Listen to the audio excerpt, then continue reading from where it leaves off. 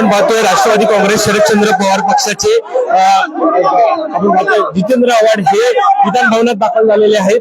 नुकताच सत्ताधाऱ्यांनी छत्रपती शिवाजी महाराजांना अभिवादन केल्यानंतर हे आव्हाड आपल्याला आल्याचं पाहायला मिळत आहे. मात्र त्यांनी हातामध्ये हातकडी घातलेली आहे, हातकडी बांधून ते आलेले आहे. हातामध्ये नेमकं कारण काय जाणून घेणार आहोत आपण. ते आपण पाहतो हाताची हातकडी लावून आलेले आहेत. आव्हाड साहेब आपण पाहतो एकंदरीत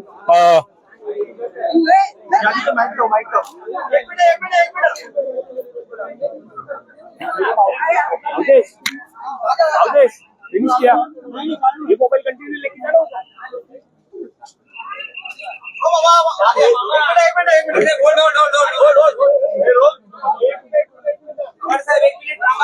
सुरू करा. ऑन एअर साहेब, आज हातात बेड्या घालून आलेला आहात. अधिवेशनाचा पहिला दिवस आहे. कशाचं प्रतीक आहे या बेड्या?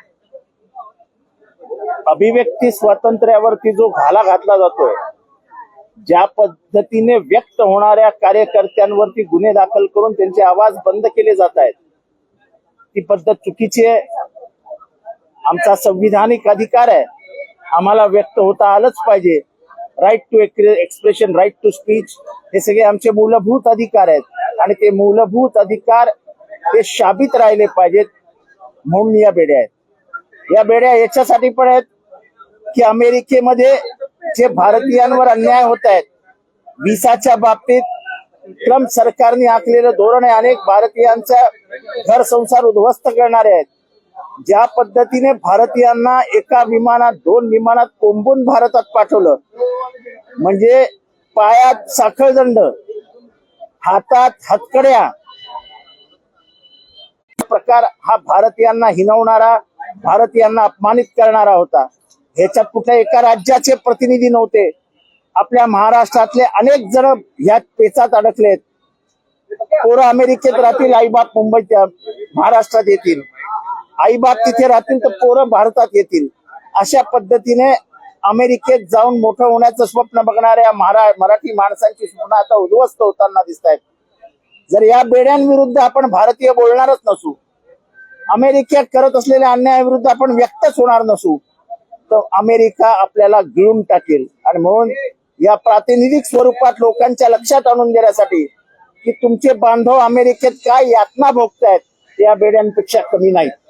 आणि म्हणूनच या बेड्या माझ्या हातात आहेत की एकतर अभिव्यक्ती स्वातंत्र्याला, आमच्या स्वातंत्र्यावर गणा आणू नका आणि अमेरिकेविरुद्ध आवाज उचलायला शिका. अमेरिका आपली बाप नाही.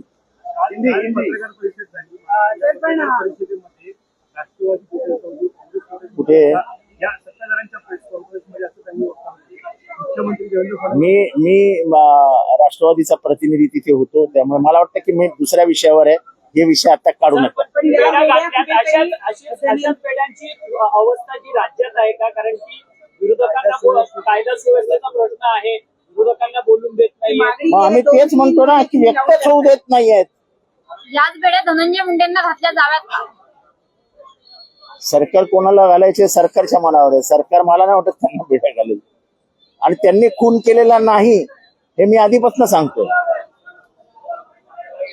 पण जसं वल्लभभाई पटेलांनी सांगितलं की गांधी हत्या नथुरामने केली, पण विचार कोणाचे होते हा प्रश्न त्यांनी विचारला होता. तसं हत्या करण्याचा आरोप आता सिद्ध झालाय. वाल्मिक कराडच आरोपी आहे, तोच सूत्रधार आहे. आम्ही पहिल्या दिवशी बोंबलून सांगत होतो, सरकार ऐकायला तयार नव्हती. आता सीआयडीने सगळं समोर आणलंय. पण तो माझा खास माणूस आहे असं कोण म्हणाल होतं? मग नैतिकता आहे की नाही? तुमचा खास माणूस जर एवढा क्रूर, निर्दयी, पाषाण हृदयी असेल तर मग करायचं काय?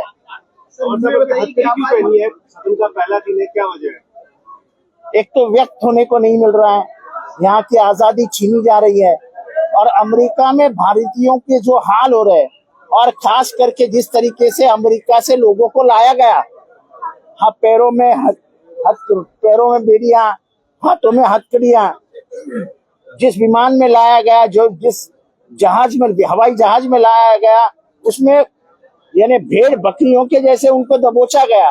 मानवीय स्वतंत्रता की इतनी अवहेलना कभी नहीं हुई थी भारत में. सर,